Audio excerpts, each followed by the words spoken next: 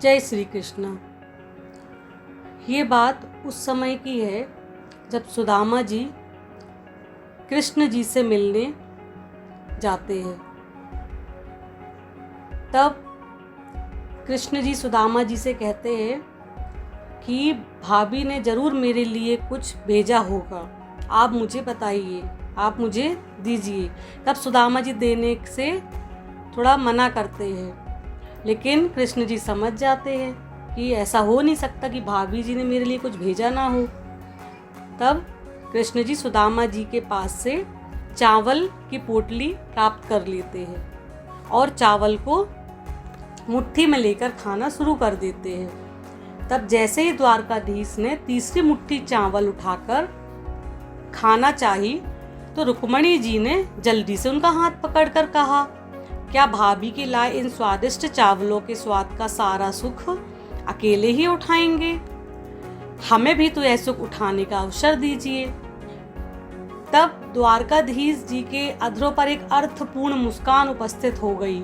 उन्होंने चावल वापस उसी पोटली में डाल दिए और उसे उठाकर अपनी पटरानी रुक्मणी जी को दे दिया।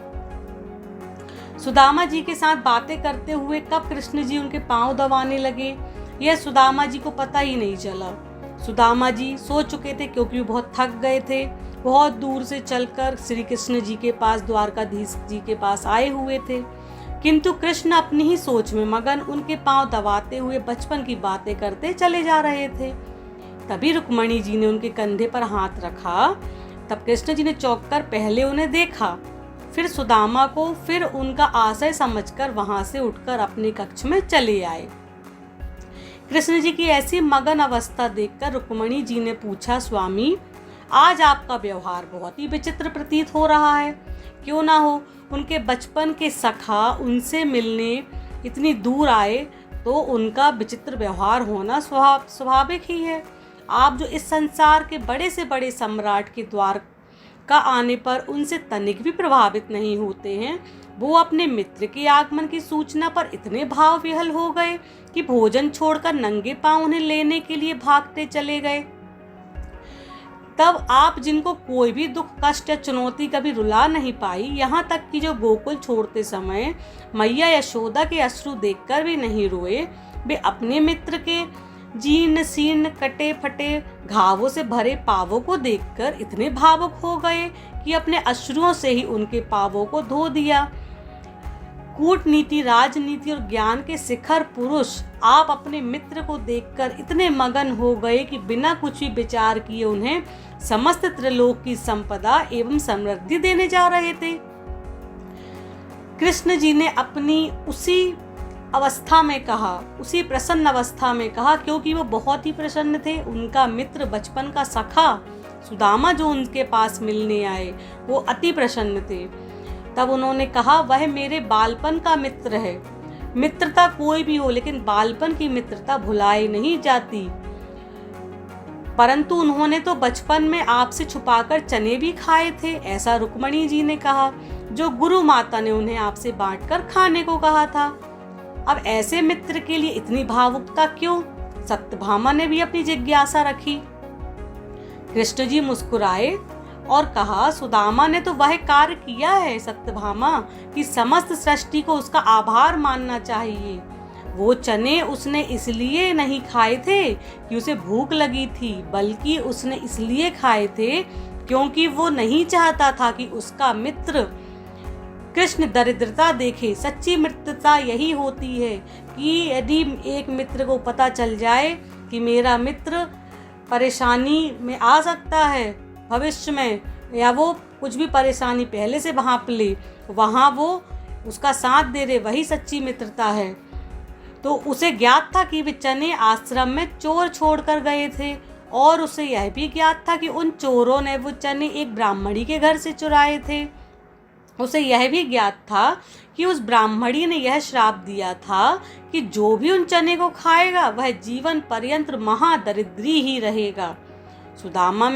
सुदामा ने वे चने इसलिए मुझसे छुपाकर खाए ताकि मैं सुखी रहूं।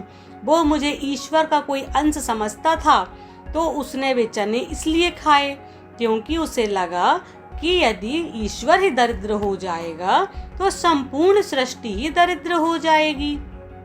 सुदामा ने संपूर्ण सृष्टि के कल्याण के लिए स्वयं का दरिद्र होना स्वीकार किया। ओ इतना बड़ा त्याग रुक्मणी जी के मुख से स्वतः ही निकला। स्वाभाविक है, जब कोई इतनी बड़ी बात सुनेगा समझेगा तो उसको आश्चर्य ही होगा। मेरा मित्र ब्राह्मण है रुक्मणी, और ब्राह्मण ज्ञानी और त्यागी ही होते हैं। उनमें जन कल्याण की भावना कूट कूट कर भरी होती है। इक्का दुक्का अपवादों पर ही छोड़ दिया जाए तो ब्राह्मण ऐसे ही होते हैं। अब तुम ही बताओ, ऐसे मित्र के लिए हृदय में प्रेम नहीं तो क्या फिर क्या उत्पन्न होगा प्रिय? ऐसा कृष्ण जी रुक्मणी जी से ही पूछ रहे हैं। गोकुल छोड़ते हुए मैं इसलिए नहीं रोया था क्योंकि यदि मैं रोता तो मेरी मैया तो प्राण ही त्याग देती, परंतु मेरे मित्र के ऐसे पांव देखकर, उनमें ऐसे घावों को देखकर मेरा हृदय भर आया। रुक्मणी, उसके पांवों में ऐसे घाव और जीवन में उसकी ऐसी दशा मात्र इसलिए हुई क्योंकि वह अपने इस मित्र का भला चाहता था। पता है रुक्मणी, परिवार को छोड़कर किसी और ने कभी इस कृष्ण का इतना भला नहीं चाहा। लोग तो मुझसे उनका स्वयं का भला करने की अपेक्षा रखते हैं। बस सुदामा जैसे मित्र ही होते हैं जो अपने मित्र के सुख के लिए स्वेच्छा से दरिद्रता एवं कष्ट का आवरण ओढ़ लेते हैं। ऐसे मित्र दुर्लभ होते हैं और ना जाने कितने पुण्यों के फल स्वरूप मिलते हैं। अब ऐसे मित्र को यदि त्रिलोक की समस्त संपदा भी दे दी जाए तो भी कम होगा। कृष्ण अपने भावुकता से भरे हुए स्वर में बोले। इधर कक्ष में समस्त रानियों के नेत्र सजल थे और उधर कक्ष के बाहर खड़े सुदामा के नेत्रों से भी गंगा यमुना बह रही थी। जय श्री राधे कृष्ण। इतनी अद्भुत, इतनी अच्छी मित्रता का जो उदाहरण श्री कृष्ण सुदामा जी ने दिया है, हमें उनसे सीख लेनी चाहिए कि मित्र एक हो लेकिन इतना सच्चा हो जो हमारे हर सुख दुख में, हमारे हर बुरे अच्छे पल में हमारा साथ दे। जय श्री कृष्ण, जय श्री कृष्ण।